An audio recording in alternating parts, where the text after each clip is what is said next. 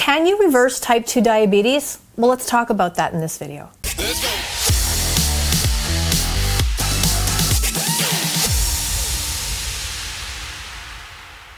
Hi there, I am Coach Tonya, holistic health practitioner with Criticalbench, and welcome. Today in this video, I'm going to be talking about whether or not you can actually reverse or cure type 2 diabetes. But before I get into that, I want to tell you about a free gift I have for you. It is a cravings report. Who doesn't ever struggle with cravings? I know I do. And down in the pinned comment below, if you click on that, it's going to take you to a link for instant access to a free report on how to manage and how to avoid and deal with, and tools to, help you minimize your cravings. Okay, so who doesn't need that kind of help? So check out that pinned comment below so you can get that right now. Okay, type 2 diabetes. First of all, what I find really interesting, or I shouldn't say interesting, that's not a good word. I can remember growing up that there was no such thing as type 2 diabetes. There was adult onset diabetes, and somewhere in the, was it in the 80s? Early 90s? I don't remember when exactly, but all of a sudden it was type 2 diabetes. And the reason is because while it used to be much more like it was an adult condition, it has become increasingly more prevalent in children. And the number one factor influencing that is obesity. Being overweight and obese. Now, the good news in that, because yes, there is good news, is that this is something we can do something about. It takes a commitment. It takes hard work, and it takes a willingness to actually make some lifestyle changes and stick to them. But when we're talking about your life, is there a choice? Just no. So can type 2 diabetes be reversed or cured? Well, it certainly has, been, in some cases, people have actually been able to reverse their type 2 diabetes by doing the hard work or by making the commitment. Type 2 diabetes, it can be life-threatening. And, there are things that can be done to treat it. However, I think one of the best things and one of the most impactful things we can do is start to make those lifestyle choices to manage it. And then hopefully it does get to a point where you do not need, things do not get worse. Blood glucose levels sort of start to be more consistent, and you actually are showing improvement to the point that it would appear that you really don't have these issues anymore. Now, if you're not sure, if you're actually concerned or thinking, I'm quite overweight, I have a very unhealthy lifestyle, you're kind of checking off some boxes, and you've not seen a doctor, you've not officially been diagnosed, but you have some concerns, or maybe, you've even had someone like a parent or a sibling or a close family member say, you know what, have you actually been to see your doctor, because I'm concerned for you. So what does undiagnosed type 2 diabetes look like, or what are some symptoms that if you have it, but you haven't been diagnosed and you're not being treated for it, what might they look like? I made a list. So excessive thirst, excessive urination, chronic fatigue, weight loss. I know I said that obesity is a factor, but actually like losing weight despite eating more. So like you're eating and eating and eating, but you're actually starting to lose weight. Extreme hunger, slow to heal from infections. That's a big one. Okay. Blurred vision, pay attention to that, and actually dark discolorations on skin. And I remember the first time when I read that, I had never heard that before in all my many, many moons of doing this. And I think it was last year. I did a diabetes video and I was doing some research and I read that and I had never heard that before. So those are a few symptoms of untreated. When it goes untreated, what can happen? So how do we treat it? Well, blood sugar levels have to be monitored like regularly, daily, especially when it's first been diagnosed. And you may have to take initially, it sort of depends, I think, at what stage you walk into a doctor's office and he or she diagnoses you. At that point, they may just opt for medication, prescribed medication to treat it. They may also look at you and say, you know what, you're not type 2 diabetic yet, but here's what's happening. And you are right there. And if you do not get your weight under control and lose some weight, if you do not start making, some better choices with your diet, and if you do not start moving, this is where you're going. This is what life is going to look like in the next couple months if you don't do something.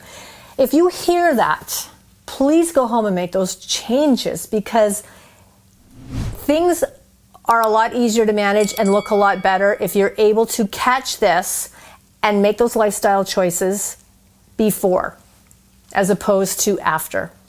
All right. So the best ways to manage it is excellent nutrition, regular exercise, and losing excess body fat. So maintaining a healthy weight. And if you're not sure what your healthy weight is, because a lot of people actually don't. The gender, height, weight. Like for instance, my height, I'm 5'10", and I work out a lot, so I have a lot of lean muscle on my body. When I step on a scale, that number can seem like, wow, that's really big.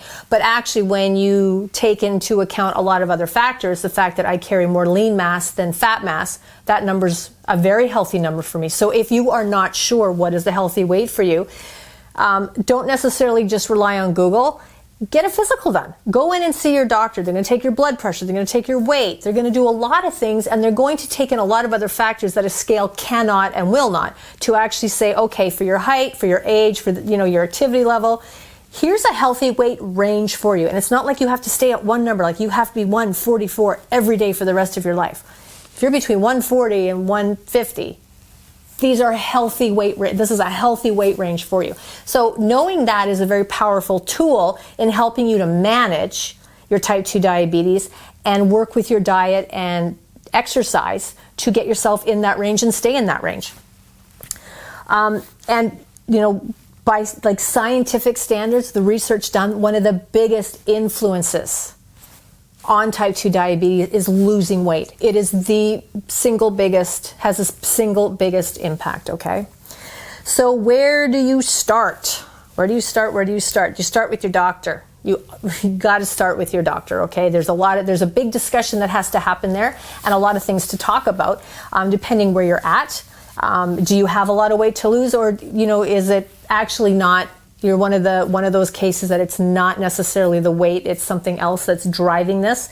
So there's a discussion that has to happen with a doctor who's going to very clearly lay out, here are things that you need to do and can do on lifestyle, and here's some things I'm going to do medically from where I stand. So you want to create a caloric deficit. If losing weight, if we're looking statistically that, by scientific research, we see that being overweight is one of the biggest influencers. We need to lose weight. How do we do that? We create a caloric deficit. That means that the calories we're burning is more than what we're consuming. So if you sit all day and you eat all day and you're consuming 3,000, 5,000, 8,000 calories, and the only movement you get is to go up and get more food, or maybe you go to get the mail, you are not in a caloric deficit. And the cold, hard truth is, if you are not in a caloric deficit, you are not going to lose weight. That's how it works. If you want to lose weight, if you need to lose weight, you have to be in a deficit. And you don't have to be in a deficit to where you're starving. You don't have to eat 800 calories a day only, okay? Or you don't have to work out for 3 hours 5 times a week to create a deficit. When I talk about a caloric deficit, I'm saying reasonable, logical, dietary choices, daily exercise, be in a deficit, okay? And if you're not sure how to do that or what's going to work into you, how do you set that up? There is lots of help out there. Your doctor can recommend people that can help you. Your doctor can actually probably give you some great recommendations. Maybe going to a gym is something that I need to do that. I need to make that financial commitment to get myself in somewhere so that I'm doing the work to lose the weight from the exercise part of it. And if you're not sure where to start in a gym, you hire a trainer for a couple sessions. They'll set you up with a few programs and you're good to go for a while, okay? If food's an issue, if you're not sure, there are people that really, they're just not great in the kitchen. It's not something that they like to do. They're better off with the stuff that they can grab, put in the microwave, and it's done. Well, there are people that can help you with that, okay? So help is out there. start including more healthy fats. And people can sometimes struggle with that because when we talk about losing weight and then I say, okay, we'll eat more healthy fats, they're like, wait a second. You're telling me to lose fat, but now you're telling me to eat more fat. Well, true, I am, but healthy fats like avocados, avocado oil, nuts, these are the kinds of healthy fats that will actually help you to lose excess body fat in the right amounts, all right? Brighten up your plate. Fresh fruits, fresh vegetables, get some greens and purples and reds, get some color on your plate. And I talk about it like that artistically because just to say, eat some fruits and vegetables. Well, everybody knows what fruits and vegetables are, but if I tell people or say, look, brighten up your plate, throw some color on there, it's amazing the difference. What people will actually start incorporating into their meals when I say add some color to your meal. All of a sudden they get very curious and very inventive with like what they're putting in their salads or what kinds of sides they're doing. So I love using the more creative artistic terms and saying, hey, you need to eat more whole fruits and vegetables, so add some color to your plate. Include whole grains, okay, as long as gluten is not an issue for you. Now, if gluten is an issue for you, again, this is something you need to talk to your doctor about and discuss with him.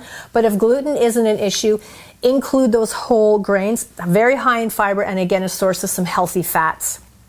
Make sure you're getting plenty of lean protein. You know, a lot of people actually are not consuming near enough of their daily requirement for protein. And just how, when I talked about if you're not sure what a healthy weight range is for you, your doctor can also help you with what is a reasonable amount of daily grams of protein you should be eating, okay? So based again on your height and your weight, and you know, maybe if you're a really hardcore strength trainer, that's going to have an influence, or it's going to impact what that number is. But if you're not really sure, well, how much protein should I be eating a day? Ask your doctor. They can help you. They can help you with that. And again, it's kind of within a range. I mean, you want to stick within 5 to 10 grams of that each day. Because sitting down and eating, a huge steak, which is going to be a lot of protein in one sitting, isn't doing you any good because your body can only assimilate 40 grams at a time. So if we know what you need in a day and you can break that up over 3, 4, 5 meals, you're doing yourself a much better service. Limit alcohol consumption. Okay, really moderate your alcohol consumption, especially if you're type 2 diabetic. And if you're trying to lose weight in general, okay? A glass does not equal a bottle. And I talk about this in some other videos when I talk about like how the health benefits of a glass of red wine. And I reiterate, a glass of red wine, because past that one glass, by the end of the bottle, those health benefits no longer matter. All right. So if you're trying to lose weight, if you've been told you're type 2 diabetic, alcohol can be very high in sugar. You really want to limit your alcohol consumption. And you also really want to limit unhealthy carbs, and we all know what they are because they're the carbs that we all like, myself included. So all the sweets, all the baked goods, and it may be depending where you're at with the diagnosis. Your doctor may just say these are out. Like, you cannot have these. I think we've come a long way in what is available in terms of diabetic-friendly foods that allow you to have sort of treats without compromising your condition. But get used to things like the fresh berries and the fresh fruits, stuff like that as well. Grilled pineapple, delicious, right?